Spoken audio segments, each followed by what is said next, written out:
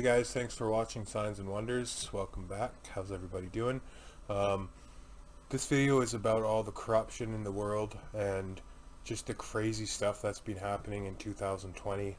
All the crazy events we've been happening in the last couple months. I kind of put into one video for you guys, so I hope you enjoy it. I'd like to give a super thank you out to my Patreons. An extra special thank you to everyone that's been helping me out and supporting me. If you guys like the channel and you want to support it, just check out the links in the description below. And enjoy the video, guys. God bless. Corruption has appeared on the land and the sea because of what humanity's hands have done. And the Bible tells us about humanity, and that because of the sins of people, we will find ourselves in a point where corruption would appear on the land and the sea. The plants, vegetation would decrease. The fish in the ocean would decrease. That all types of natural catastrophe would occur, and this facade, this corruption has appeared. As it says in Hosea chapter 4, verses 1 to 4, "Hear the word of the Lord, O children of Israel, for the Lord has a controversy with the inhabitants of the land. There is no faithfulness or steadfast love, and no knowledge of God in the land. There is swearing, lying, murdering, stealing, and committing adultery. They break all bounds, and bloodshed follows bloodshed. Therefore the land mourns, and all who dwell in it languish, and also the beasts of the field and the birds of the heavens, and even the fish of the sea are taken away." And so 2020, in this year that we are in, right from January, while the world now is focusing on the coronavirus, when all of our news agencies, all of our understanding has blocked out almost everything else in our lives, we have to realize the great picture and overall understanding of what has happened. Right up until January, the calamities are coming, just like the end time signs given to us in the Bible. In Australia, 17.9 million acres were burned, 3,000 homes were damaged, 1 billion animals were killed. It was a state of emergency, and it was reported that people saw fireballs coming from the sky. In Chile, the smoke from Australia reached all the way to South America, to Santiago, which is 12,000 miles away. Indonesia suffered under severe flooding. Tens of thousands of people were displaced, and this flooding is actually continuing up until today. Puerto Rico suffered from terrible earthquakes, 5.8 to 6.4 on the Richter scale. 11 more earthquakes followed these major ones. This is just from January. Coming into February and March, volcanoes have hit Mexico, Japan, and the Philippines. In Spain, high winds had appeared, heavy rain, snowfall, huge waves. Electricity was lost. In one part of Spain, a whole village was actually covered in foam. Turkey suffered under an earthquake of 6.8 on the Richter scale. In Brazil, heavy rains created landslides devastating the land.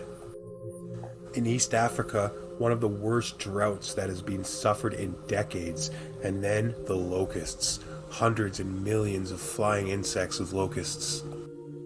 A single swarm of locusts, 150 million locusts, would destroy enough food for 2,500 people. These locusts devastated the land, and I'm just talking January. In Madagascar, severe flooding and a state of emergency declared. And then, of course, China.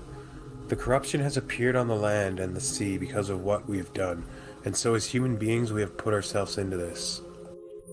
And however it has come about, whether it has come about because of our pollution, because of our destructions, because of our confusion, or maybe because of some type of germ warfare from a laboratory.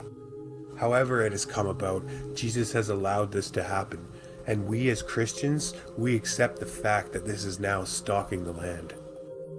This corruption has affected the economic system, and the people that used to trade and barter with natural things such as gold, silver, and animals and other types of items then began to trade with paper money. This paper money over the course of centuries became worthless. Until now, the economy is a type of illusion. It is an illusion of a world economy, and so now we're on a reboot. And because of the loss of employment, because of the change of our lifestyle, it is literally forcing us to go back to a more natural way of life, and it is bringing out more and more Christian ways of life. the ways that Jesus Christ has created and developed for human beings. Corruption in social life, the immorality reaching epic proportions, with the internet, with prostitution, with pornography, epic proportions around the world.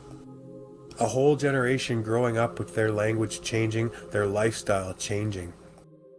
Now we have reached a very critical point in the history of this planet, with a virus stalking the land and with people now reconsidering their relationships. And the nations cannot be based on ethnicity and try to continue to do this. We are the human race. If people are suffering in Iraq and people are suffering in Italy, then the rest of the world is suffering because we're all one human family. We're all part of one family. We're part of one global village.